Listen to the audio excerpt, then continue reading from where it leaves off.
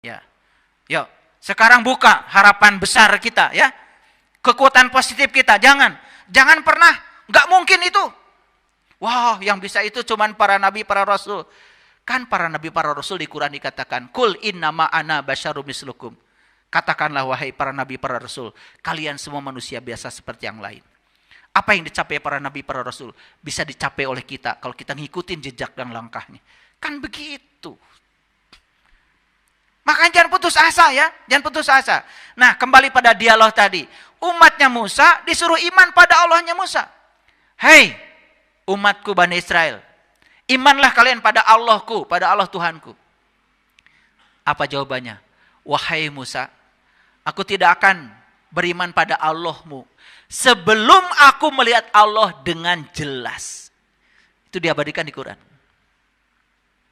Wa idh qultum ya Musa la nu'mina laka hatta narola jahratan fa akhadathum sa'iqah wa antum tandurun. Tsumma ba'asnakum min ba'di mautikum la'allakum tashkurun. Itu dialog yang sangat bagus untuk kita. Umatnya Musa disuruh beriman pada Allah, mengatakan, aku tidak akan beriman pada Allahmu sebelum aku melihat Allah dengan jelas. Bagus nggak? Ya, bagus. Harusnya kan kita juga mencontoh itu. Karena itu dialog ada di Quran. Dan Quran adalah pedoman hidup kita. Sampai sini mengerti? Oke. Bapak Ibu beriman pada Allah? Beriman. Itu baru setengah. Baru meyakini yang belum terlihat. Awas. Baru sempurna iman kita kalau kita sudah bisa melihat yang diyakini. Sudah. Begitu sampai di situ, iman kita sudah sampai di iman isbatul yakin.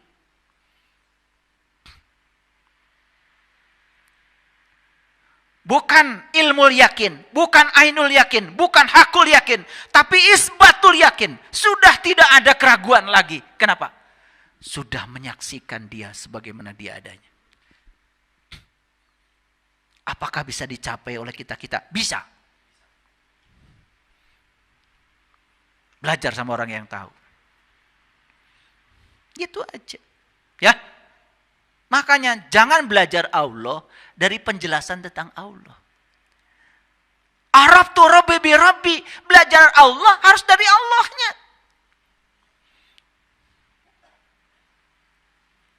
Yuk sekarang saya mau nanya jujur. Sepanjang kita belum melihat yang kita yakini, akibatnya apa? Kita meyakini yang tidak terlihat. Akibatnya kita terjebak menduga-duga. Jadi kita menduga-duga, akhirnya apa? Kita bikin gambaran tentang Tuhan. Bahkan Tuhan digambarkan oleh pikiran kita yang sempit ini. Padahal dia tidak bisa diterangkan, tidak bisa digambarkan, tidak bisa dijelaskan. Tapi Quran mengatakan dia bisa ditemui dan dirasakan oleh mereka yang tahu ilmunya dan tahu caranya. Maka di Quran dikatakan, man kana yarju liqa Allah fa inna ajalallahu la'at. Barang siapa yang berharap jumpa dengan Allah, waktu yang dijanjikan itu pasti datang.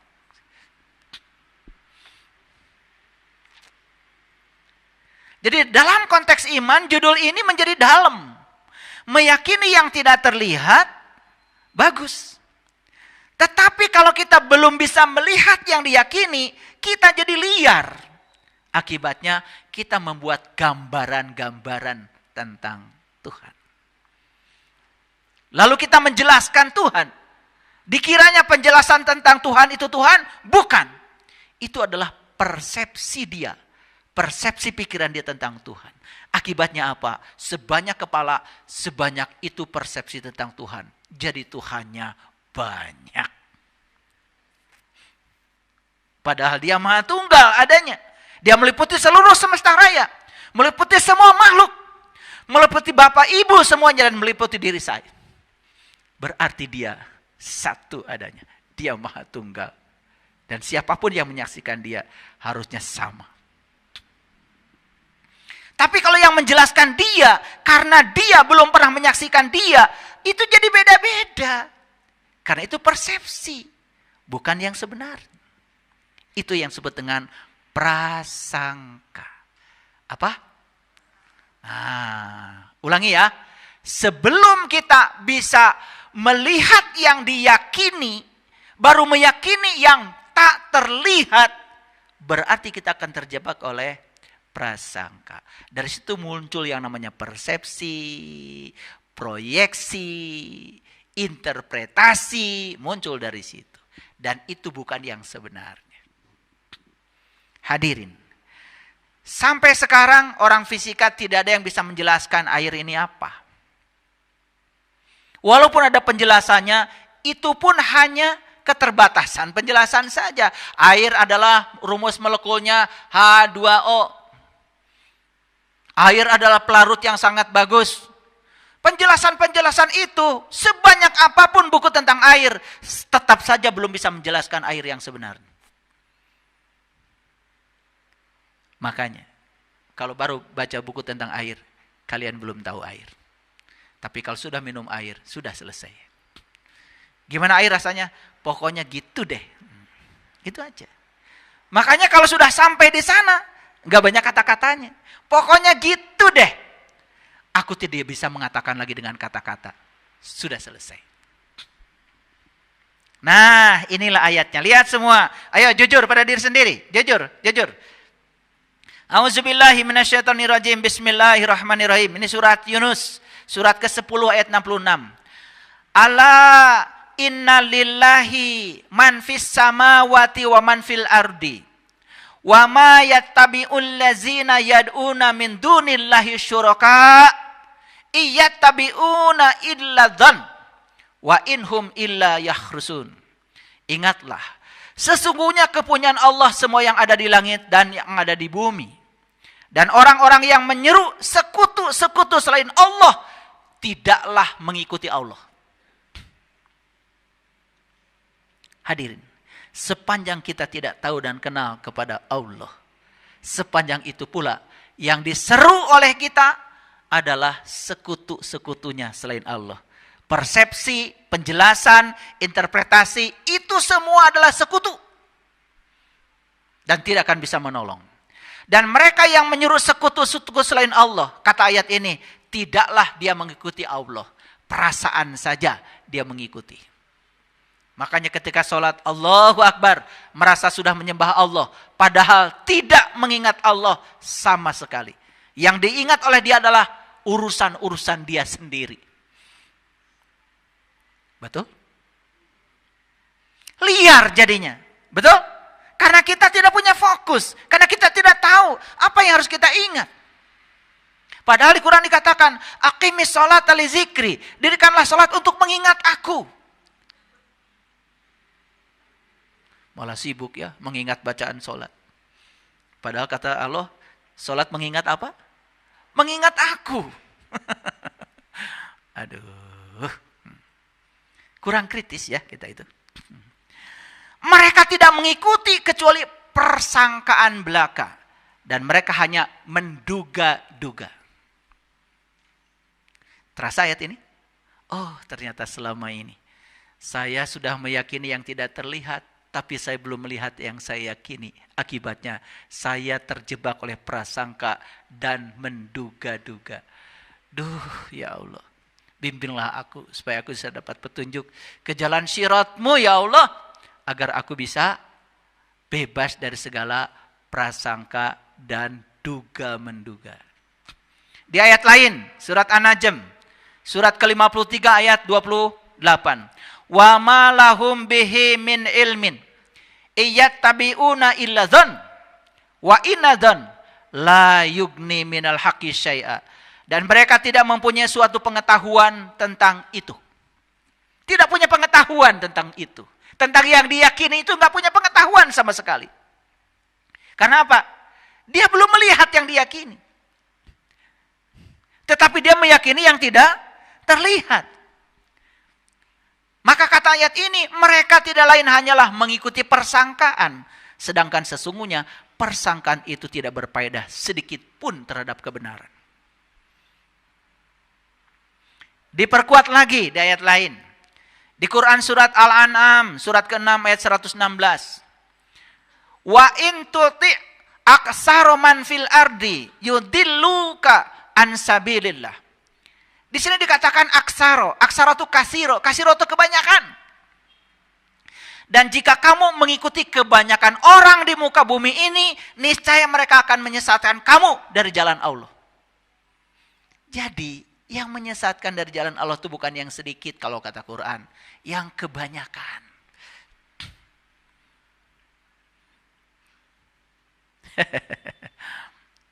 Paham ya? Baca sekali lagi, baca lagi. Dan jika kamu menuruti kebanyakan orang yang di muka bumi ini, niscaya mereka akan menyesatkan kamu dari jalan Allah. Mereka tidak lain hanya mengikuti persangkaan belaka. Dan mereka tidak lain hanya berdusta. Banyak istilahnya ya. Jadi prasangka itu tadi disebut menduga. Prasangka itu disebut berdusta. Sepanjang kita belum tahu yang sebenarnya, kita akan terjebak oleh prasangka. Dan menduga-duga, capek jadinya. Betul nggak? Saya ingin ingat sama Allah gimana ya? Kerut-kerut. Kayak apa sih Allah itu? Capek. Tapi kalau sudah tahu, berdiri, duduk, dan berbaring, gak ada yang bisa dilupakan. Cuman ingat aja. Saya lagi bicara begini aja gak bisa lupa. Gak bisa lupa. Makanya di Quran dikatakan ulul albab itu adalah orang yang bisa ingat Allah, berdiri, duduk, dan berbaring. Di segala aktivitas tidak lupa. Lagi masak pun selalu. Aku lagi masak, ingat kamu. Aku lagi nyangkul, ingat kamu. Tidak ada. Makanya di Quran dikatakan, mengingat Allah itu persis seperti kau mengingat bapakmu. Fazkurullah kazikrikum aba'akum. Luar biasa ya Quran ya. Kalau dipahami ya, luar biasa. Luar biasa apa tidak? Oke. Nah, saya ingin menyampaikan sedikit data ini. Negara dengan tingkat literasi terendah. Kenapa ini perlu? Perhatikan saya semuanya. Menurut Institut Statistik UNESCO, WIS, literasi merupakan keterampilan mendasar yang memberdayakan individu dan masyarakat. Literasi itu kemampuan untuk bisa mengolah, menganalisis data. Mana yang bohong, mana yang enggak bohong, itu literasi namanya, literasi. Ya. Nah, dalam Kamus Besar Bahasa Indonesia, literasi mencakup pengetahuan dalam bidang tertentu dan kemampuan mengolah informasi untuk kecakapan atau keterampilan hidup, di samping keterampilan membaca dan menulis. Jadi literasi itu mencakup kemampuan mengolah informasi. Bapak Ibu, coba, begitu ada informasi, olah. Saya disuruh apa ya sama Allah? Diolah. Suruhannya mengingat. Loh, kok saya malah menyebut-nyebut? Literasi itu. Saya disuruh mendirikan sholat. Apa saya sudah mendirikan sholat ya? Atau melaksanakan sholat? Literasi. Diolah informasi itu. Nah, kita ini selama ini kalau ada informasi nggak diolah. Nggak diolah. Semua diizinkan menjadi dogma dan doktrin. Bahkan kebohongan pun yang diulang-ulang lama-kelamaan dianggap kebenaran. Setelah itu diyakini. Itu jadi belief system. Bahaya itu sekali. Ya, oke. Baik, kita lihat sekarang. Negara dengan tingkat literasi terendah. Nigeria, 30%. Jadi persentase di sini menyatakan, di sana itu yang punya keterampilan dan kecakapan mengolah informasi, itu cuma 30%. Nigeria. Guinea, Sudan, Mali, Republik Afrika Tengah, Burkina Faso, Somalia, Afghanistan. Kemudian Benin, Chad, Pantai Gading, Liberia, Sierra, Ethiopia, dan Kepulauan Wallis. Ya, ini semua di bawah 50%. Kepulauan Wallis sudah mencapai 50%. Nah, Indonesia alhamdulillah 95,44%. Tetapi kalau dilihat dari 208 negara, kita masih di urutan ke-100 dari 208 negara. Jadi artinya ya, literasi kita itu termasuk rendah. Itu sebabnya kenapa kita tuh gampang sekali kalau ada informasi dianggap benar. Walaupun itu hoax tidak diolah. Yang berbahaya kalau informasi yang menyangkut keyakinan. Apalagi yang berbicara dianggap tokoh yang dipercaya oleh masyarakat, punya figur otoritas. Apapun yang dikatakan dia, walaupun dia sendiri tidak menyaksikannya, tidak mengalaminya, bisa jadi dipercaya. Kan berbahayanya orang yang berbicara di publik itu. Kalau dia berbicara sesuatu yang belum dia yakini, belum dia alami, tetapi yang diajak bicara yakin, itu membuat dia menjadi yakin dengan yang dibicarakannya. Makanya sering kaget kan mereka. Saya aja nggak percaya, tapi kok yang dengerin ceramah saya kok percaya? Itu yang membangun kepercayaan baru pada dia. Akibatnya kebohongan yang diulang-ulang lama-kelamaan bisa jadi kebenaran. Walaupun dia belum mengalaminya. Clear sampai sini? Oke, lanjut. Nah, literasi negara tetangga. Singapura urutkan ke-84. Brunei 86. Ya. Itu sama peringkatnya Brunei ke-86 ya. Filipina itu ke-88. Ya. Jadi kita tadi ke 100 ya. Alhamdulillah, kita udah maju ya, alhamdulillah. Jadi semakin banyak yang berkesadaran, kita akan maju ya. Bangsa kita akan bangkit. Karena ternyata untuk bangkit itu kita harus literasi. Jangan semua info itu ditelan mentah-mentah. Apalagi yang menyangkut keyakinan. Ya, oke. Nah, kalau kita bicara tentang IQ ya. Saya bicara tidak EQ atau SQ. Tapi IQ, Intelligence Quotient. Apa IQ? IQ itu adalah kemampuan seseorang untuk menalar, memecahkan masalah, belajar memahami gagasan, berpikir, merencanakan sesuatu. Itu namanya IQ. Nah, kalau kita lihat di sini, IQ itu ada 6 tingkatan. Kalau 70 sampai 79 masuk keterbelakangan mental itu. Ya, kalau 80 sampai 90 itu termasuk rendah, tapi kategorinya normal. Rendah tapi normal. Kalau 80 sampai 90. 91 sampai 110 itu normal, rata-rata. Ya, 111 sampai 120 itu sudah kategori tinggi. Tetapi kategori normal. Tetapi bright normal. Nah, kalau di atas 131 itu sudah sangat superior atau genius. Ngerti ya? Ini ngerti ya? Oke, ada 6 kelompok. Nah, sekarang kita lihat. Richard Lin sama David Becker itu sudah melakukan riset, walaupun ini masih debatable ya. Tetapi ini sebagai introspeksi diri aja. Ini risetnya tahun 2019. Beliau meriset di 120 negara di dunia. Nah, ternyata dari hasil riset itu didapatkan ya, 10 negara rata-rata IQ tertinggi di dunia. Ya, Jepang nomor 1. Rata-rata 106,48. Ini rata-rata. Berarti kan ada yang pintar banget di sana ya. Rata-rata ini rata-rata. Dan tidak mungkin ada yang di bawah ini kan? Gitu. Kalau menurut ukuran tadi 106 itu berarti di kelompok mana tuh? Di sini kan? Normal, ya rata-rata. Tingkat IQ-nya di 91 sampai 110 kan? Oke. Ini rata-rata ya, rata-rata. Nah, kemudian Taiwan. Nomor 2, Singapura nomor 3. Luar biasa ya, Singapura. Ya, Hong Kong nomor 4. Cina nomor 5. Korea nomor 6. Belarusia nomor 7. Finlandia nomor 8. Ini sudah saya jelaskan ya, negara paling bahagia di dunia. Ya. Tidak pernah bicara agama, tidak bicara Tuhan, tapi mereka bahagia, ya. Finlandia, ya. Udah saya jelaskan di kajian sebelumnya, ya.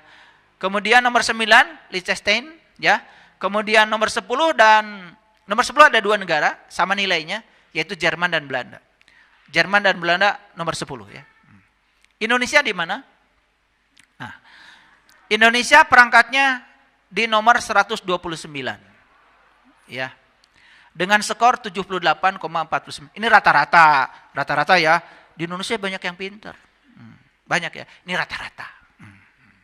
Nah, negara yang IQ-nya rendah, itu ada Nepal, Liberia, Sierra, Guatemala, ya.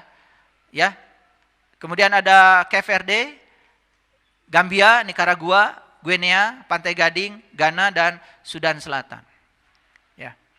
Ya, saya tidak mau menjelaskan negara ini penduduknya apa, keyakinannya apa, saya tidak menjelaskan itu, pokoknya. Terus apa hubungannya IQ dengan literasi?